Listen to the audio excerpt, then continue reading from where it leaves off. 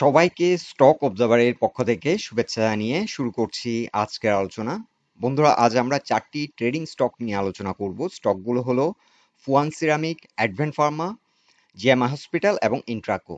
এই 4টি স্টকে আজ নতুন করে আবার মোমেন্টাম আমরা লক্ষ্য করেছি। এই কারণে আমরা কুইক একটি আপডেট আপনাদেরকে দিচ্ছি। আলোচনাটি শেষ পর্যন্ত শুনতে থাকুন।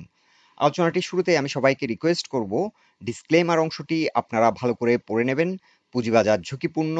আপনার কোনো পার্সোনাল বাই এবং সেলের কারণে আপনি যদি ক্ষতিগ্রস্ত হয়ে থাকেন, সে দায় স্টক অবজার্ভার বহন করবে না। শুরুতে আমরা ফুয়াং সিরামিক ইন্ডাস্ট্রিজ লিমিটেড এই স্টকটির ডে চার্ট নিয়েছি। স্টকটির একটি প্রাইস সেন্সিটিভ ইনফরমেশন ছিল, তাদের ইপিএস অনেকটা বৃদ্ধি পেয়েছে, যার কারণে আজকে ভালো একটা মোমেন্টাম নিয়ে ভালো প্রাইস অ্যাকশন হয়েছে। আর দিন শেষে আমরা লক্ষ্য করছি একটা হিউজ ভলিউম নিয়ে এই ড্রাইভটি দিয়েছে। সো স্টকটির এখন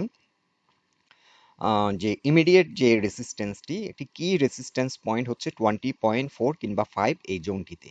এই জোনটিতে এসে সিগনিফিক্যান্ট একটা সেল প্রেশার এই স্টকটি ফেস করবে। তবে এখন একটি আল্ট্রা হাই ভলিউম নিয়ে এটি একটি ড্রাইভ দিয়েছে। সো এই ভলিউমের ধারাবাহিকতা যদি ঠিক থাকে, সো এই সপ্তাহে হয়তো এই স্টকটি এই রেসিস্ট্যান্সটি ব্রেকআউট করে নতুন একটি হাই ক্রিয়েট করতে পারে। সো এই স্টকটি নিয়ে যারা যারা ট্রেড করছেন তাদের জন্য আমরা এখানে 20.5 এটি একটি কি পয়েন্ট এবং এখানে খুব অ্যালার্ট থাকতে হবে। এই জোনটি যদি ব্রেকআউট করে পরবর্তীতে 22 তে একটি রেজিস্ট্যান্স ফেস করবে, 22.9 একটা রেজিস্ট্যান্স ফেস করবে এবং আপ টু এটি 24 পর্যন্ত প্রাইস অ্যাকশন হতে পারে। তবে আমরা ফার্স্ট টার্গেট সেট করব 20.5। এই জোনটাতে কিন্তু একটা হিউজ ভলিউম কিন্তু এই জোনটাতে আছে এবং এই স্টকটি ভলিউমের ধারাবাহিকতা ঠিক আছে কিনা সেটা আমাদেরকে দেখতে হবে। এবং এই এরিয়াতে এটি একটি যেহেতু ক্রিটিক্যাল একটি এরিয়া, এই জোন থেকে কিন্তু বারবার রিজেক্ট হয়েছিল। এই জোনে এসে কেমন আচরণ করে, কেমন বিহেভ করে স্টকটি আমাদেরকে দেখতে হবে এবং এটি যদি ফাইনালি ব্রেকআউট দেয়, আমরা নতুন করে একটি ব্রেকআউট ট্রেড সেট করতে পারি 21 এর উপরে। আর 21 এর উপরে যদি আমরা একটি ব্রেকআউট ট্রেড নিই, আমরা 20.5 কিংবা 20.4 এর নিচে যদি নেমে যাই, তাহলে আমরা স্টপ লস দিয়ে দেব আর আমাদের পরবর্তী টার্গেট সেট করব ব্রেকআউট ট্রেডে 24। যাত্রাপথে এখানে দুটি বাধা আসবে, 22.1 এবং 22.9। সো প্রথমত আমাদের এখন টার্গেট হচ্ছে 21 কিংবা 20.5 থেকে 21 আমাদের ফার্স্ট টার্গেট। এই জোনটাতে আমাদেরকে অ্যালার্ট থাকতে হবে। এখানে যদি ভালো প্রাইস অ্যাকশন হয়, ভালো ভলিউম নিয়ে যদি ব্রেকআউট দিতে পারে, পরবর্তীতে আমরা একটি ব্রেকআউট ট্রেড সেট করতে পারি এবং আমরা টার্গেট সেট করতে পারি পরবর্তী টার্গেট 24। এখন আমরা ডে চার্টে অ্যাডভেন্ট ফার্মা লিমিটেড এই স্টকটির অবস্থান দেখছি। এই স্টকটিও আজ অনেকটা ভালো প্রাইস অ্যাকশন করেছে এবং এখানে একটা হিউজ বুলিশ ক্যান্ডেল আমরা লক্ষ্য করছি এবং এটি 50 এক্সপোনেনশিয়াল মুভিং অ্যাভারেজে সাপোর্ট নিয়েছিল এবং দিন শেষে আজ আমরা লক্ষ্য করছি 20 এক্সপোনেনশিয়াল এটি রেসিস্ট্যান্স হিসেবে কাজ করছিল। 27.6 এই প্রাইস পয়েন্টটি রেসিস্ট্যান্স হিসেবে কাজ করছিল, এটি ব্রেকআউট করে 28.1 এ এসে ক্লোজ হয়েছে এবং ভলিউমও অনেকটা বৃদ্ধি পেয়েছে, অ্যাভারেজ ভলিউম থেকে কিছুটা ভলিউম বৃদ্ধি পেয়েছে। সো এই স্টকটি আবার নতুন করে একটা মোমেন্টাম ফর্ম করেছে এবং এই স্টকটি এখন বড় বাধা হচ্ছে 29 এবং 30। এই জোনটাতে একটা ভালো রকমের সেল প্রেশার ফেস করবে এবং সেল প্রেশারটি অতিক্রম করলে এটি কিন্তু একটা কি রেজিস্ট্যান্স পয়েন্ট, এটা আপ টু 30.5 পর্যন্ত একটা কি রেজিস্ট্যান্স। আমরা উইকলি চার্টে এটি আরো ভালোভাবে দেখতে পাবো। এক্স্যাক্টলি 30.6, 30.6 এটি একটি মেজর রেসিস্ট্যান্স এবং এটি একটি কি রেসিস্ট্যান্স।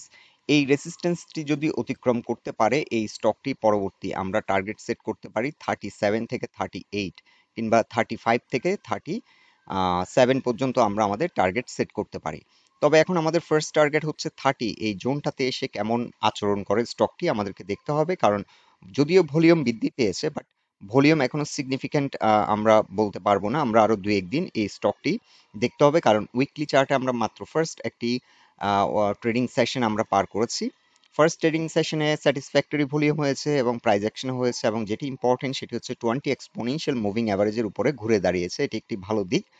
এখন এই রেসিস্ট্যান্স জোনে কিছুটা সময় নিতে পারে এই স্টকটির ক্ষেত্রে, আর এটি যদি ব্রেকআউট করে পরবর্তীতে আমরা একটি ব্রেকআউট ট্রেড সেট করতে পারি এবং আমাদের টার্গেট সেট করতে পারি 37 থেকে 38 এই জোনটিতে।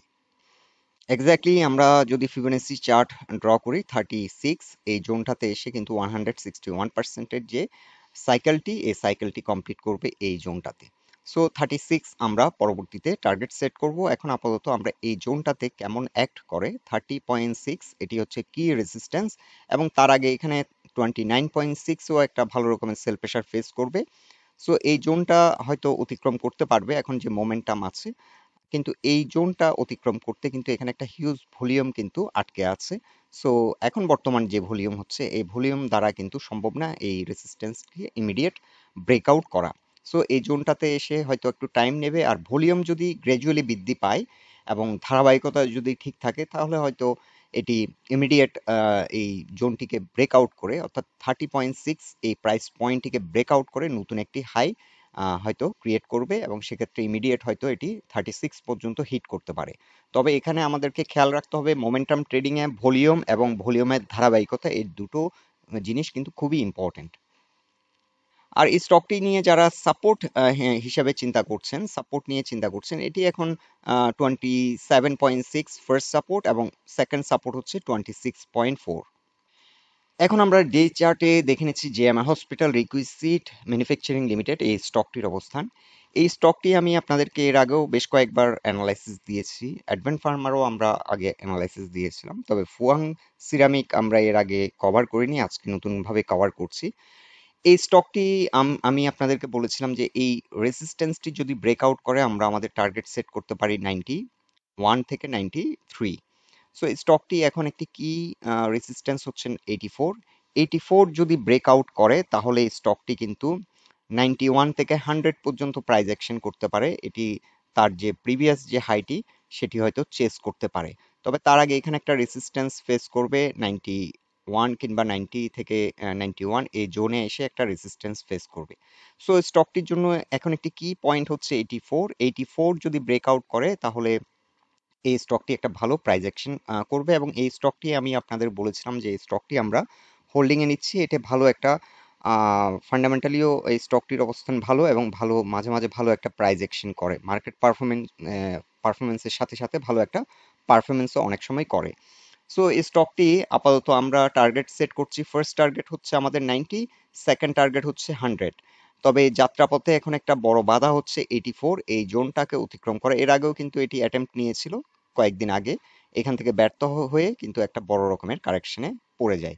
এখন আবারও একটা অ্যাটেম্প্ট নিচ্ছে, এখন দেখা যাক এই অ্যাটেম্প্টে হয়তো এটি ফোর্থ টাইম হবে। এই রিসেন্ট সময়ে 1 2 3 টাইমস কিন্তু রিজেক্ট হয়েছে, এখন এটি ফোর্থ টাইম হবে। হয়তো এইবার এটি ব্রেকআউট করে আমাদের টার্গেট পয়েন্টটি অ্যাচিভ করবে।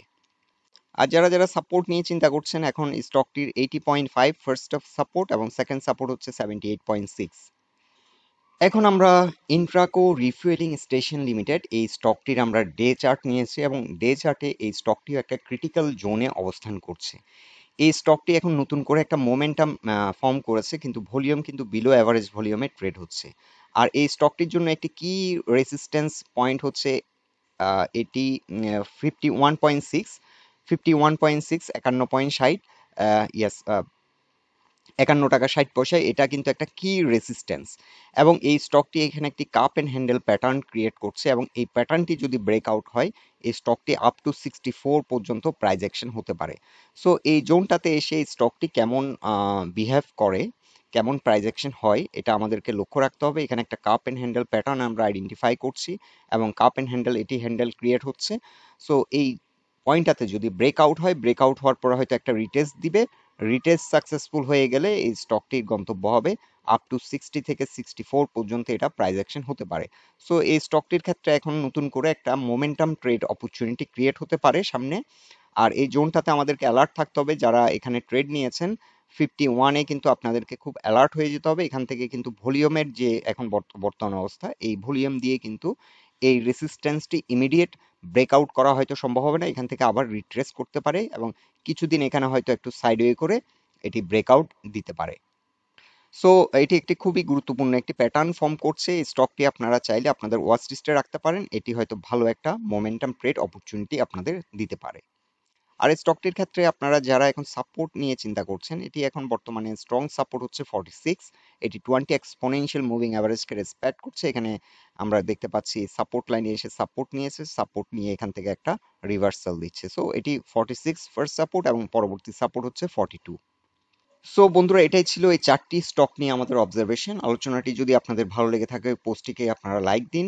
আর আমাদের সাথে থাকার জন্য আপনাদের অসংখ্য ধন্যবাদ।